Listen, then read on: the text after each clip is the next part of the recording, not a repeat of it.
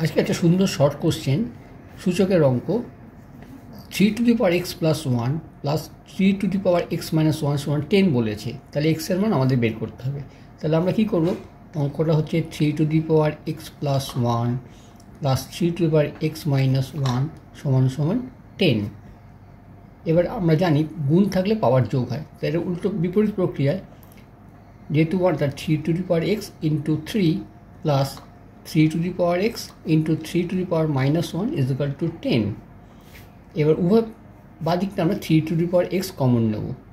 তাহলে কি পড়ে থাকছে, 3 + 3 - 1 = 10, বা 3x থাকলো, এটা হবে 3 + মাইনাস পাওয়ার এটা 1/3 হয়ে গেল = 10, বা 3x এখানে লসাগু হচ্ছে 3, 3 তিরিক্ষে 9 + 1 10 3 = 10, বা 3x × 10/3 = 10, বা 3x = 10 × 3/10। দেখো এখানে 10 10 কেটে গেল, বা 3x = 3 পেয়ে গেলাম, বা 3x = 3^1। শুধু আমরা সহজে বলে দিতে পারি x = 1 হবে। এটাই হয়ে যাচ্ছে অ্যান্সার।